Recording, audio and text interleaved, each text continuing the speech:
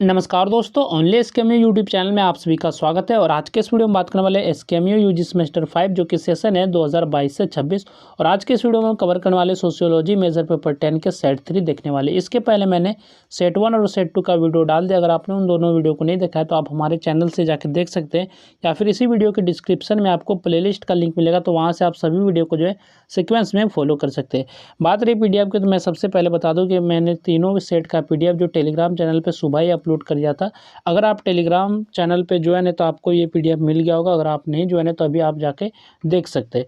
ठीक है, तो ये आपका सेट 3 है और ये जो है लास्ट वीडियो रहने वाला है। वैसे पेपर तो आपका कल ही है। तो पहला जो क्वेश्चन है, व्हाट इज लिंग्विज्म, यानी कि भाषावाद क्या है। तो भाषावाद वह स्थिति है जब लोग अपनी भाषा को श्रेष्ठ मानकर अन्य भाषाओं के लोग से भेदभाव करते हैं, यही आपका भाषावाद है। नेक्स्ट आपका क्वेश्चन है, when was the first general election held in India. Bharat में पहला आम चुनाव कब हुआ। तो भारत में पहला आम चुनाव वर्ष 1951 से 1952 में आयोजित हुआ, जिसमें देश भर के मतदाताओं ने पहली बार लोकतांत्रिक मतदान किया। नेक्स्ट आपका क्वेश्चन है, व्हाट इज इन्वेस्टिगेटिव जर्नलिज्म। अन्वेषणात्मक पत्रकारिता क्या है। तो अन्वेषणात्मक पत्रकारिता वह पत्रकारिता है जिसमें पत्रकार गहराई से जांच करके छिपे हुए भ्रष्टाचार, अपराध या सच्चाई को प्रमाण सहित उजागर करते हैं, यही आपका जो अन्वेषणात्मक पत्रकारिता है। नेक्स्ट आपका क्वेश्चन है, नेम वन नक्सल अफेक्टेड स्टेट। एक नक्सल प्रभावित राज्य का नाम लिखिए। तो छत्तीसगढ़ भारत का एक प्रमुख नक्सल प्रभावित राज्य है, जहां कई जिलों में लंबे समय से नक्सली गतिविधियां देखी जाती है। नेक्स्ट आपका क्वेश्चन है, what is model code of conduct. आचार संहिता क्या है। तो आचार संहिता चुनाव के समय लागू नियमों का समूह है जो राजनीतिक दलों और उम्मीदवारों के व्यवहार को नियंत्रित करता है। इसके बाद यहाँ से जो आपका शॉर्ट आंसर टाइप क्वेश्चन शुरू होता है, यानी कि शॉर्ट क्वेश्चन शुरू होता है। और आपको मैं हर वीडियो में बोलता हूँ कि आपको शॉर्ट क्वेश्चन और लॉन्ग क्वेश्चन ये दोनों चीज़ें आपको अच्छे से तैयार करना है, क्योंकि वेरी शॉर्ट क्वेश्चन उतना इंपॉर्टेंट नहीं रहता है, क्योंकि आपका सिलेबस बहुत बड़ा है और उससे जो है सिर्फ एग्जैक्ट 5 क्वेश्चन छांटना बहुत मुश्किल होता है।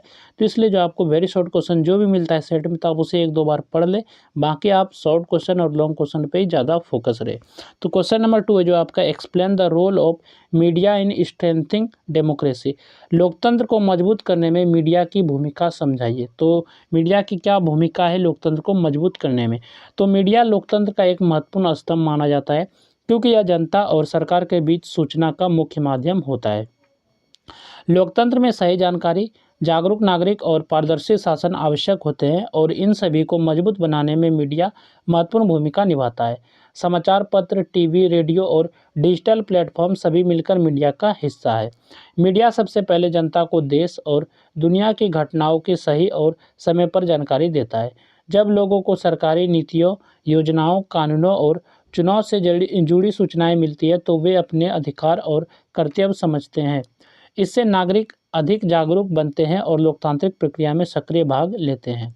मीडिया सरकार की गतिविधियों पर नज़र रखता है और प्रशासन को जवाबदेह बनाता है। यदि कहीं भ्रष्टाचार, अन्याय या लापरवाही होती है तो मीडिया उसे उजागर करता है।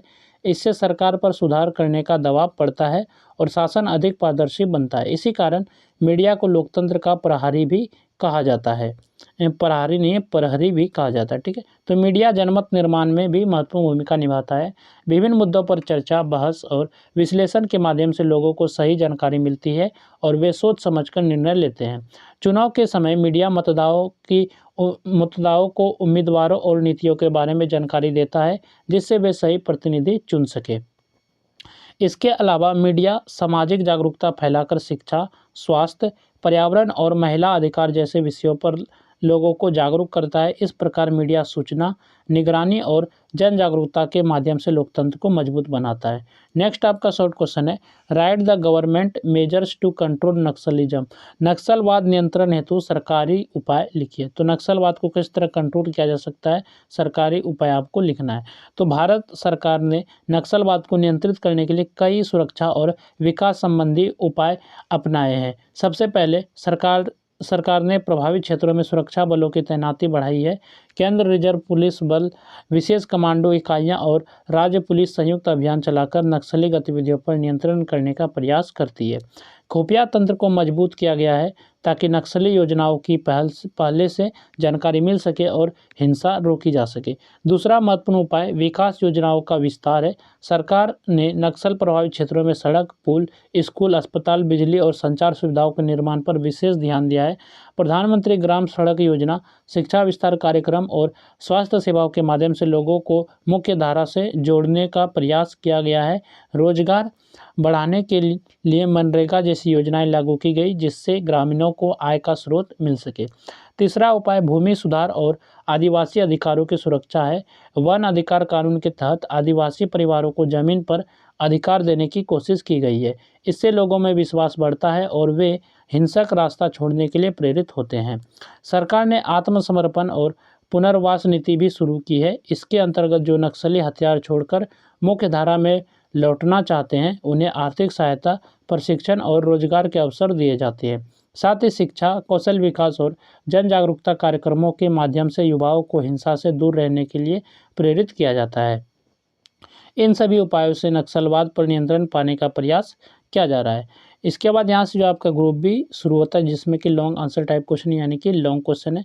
तो लॉन्ग क्वेश्चन पे चलने से पहले मैं बता दूं कि ये पीडीएफ जो आपको हमारे टेलीग्राम चैनल पे मिल जाएगा, तो वहाँ से आप इस पीडीएफ को पढ़ सकते हैं, या फिर इसी वीडियो के डिस्क्रिप्शन में लिंक मैंने डाल रखा है। तो अगर आप उस लिंक पे क्लिक करेंगे तो आप इसी पीडीएफ पे रिडायरेक्ट होंगे और वहाँ से इसको पढ़ सकते हैं। तो क्वेश्चन नंबर 4 है, जो कि लॉन्ग क्वेश्चन है। Discuss the problems of casteism and linguistic conflicts in India. Bharat में जातिवाद एवं भाषाई संघर्ष की समस्याएं बताइए। तो दोनों के आपके प्रॉब्लम को बताना है, ठीक है। नेक्स्ट आपका क्वेश्चन है question number 5। Explain the difference between western secularism and Indian secularism. पश्चिमी एवं भारतीय धर्मनिरपेक्षता में अंतर समझाइए। तो पश्चिमी जो धर्मनिरपेक्षता है और भारतीय धर्मनिरपेक्षता है, इसमें अंतर आपको करना है, अंतर आपको बताना है। नेक्स्ट आपका क्वेश्चन है, discuss the role of political parties and money power in elections. चुनाव में राजनीतिक दल एवं धनबल की भूमिका बताइए। तो चुनाव में राजनीतिक दल और धनबल की भूमिका आपको बताना है। नेक्स्ट आपका क्वेश्चन है question number 7। Explain the role of press in exposing corruption and social evils. भ्रष्टाचार एवं सामाजिक बुराइयों को उजागर करने में प्रेस की भूमिका समझाइए। नेक्स्ट आपका क्वेश्चन है question number 8। Describe the major solution for strengthening national integration. राष्ट्रीय एकता को मजबूत करने के प्रमुख उपाय बताइए। तो राष्ट्रीय एकता को किस तरह मजबूत किया जा सकता है, इसके आपको प्रमुख उपाय बताना है। नेक्स्ट आपका क्वेश्चन है, explain Naxalism as an internal security challenge and suggest solution. नक्सलवाद को आंतरिक सुरक्षा चुनौती के रूप में समझाइए तथा समाधान बताइए। ये आपका जो क्वेश्चन नंबर 9 था, और यहाँ से जो आपका ये सेट 3 खत्म होता है सोशियोलॉजी के लिए। बाकी जो तीनों सेट का वीडियो मैंने दे दिया, और पीडीएफ तो बहुत पहले ही टेलीग्राम पे भेज दिया था, तो वहाँ से भी आप इसको पढ़ सकते हैं। तो सेट 1, सेट 2 और सेट 3, यानी कि सेट 1, सेट 2, सेट 3 तीनों वीडियो कंप्लीट होता है। बाकी जो आप लोग पीडीएफ को ज़्यादा से ज़्यादा जितना हो सके आप इसको पढ़ लें। तो चलिए फिर मिलते हैं नेक्स्ट वीडियो में। इस वीडियो में बस इतना ही।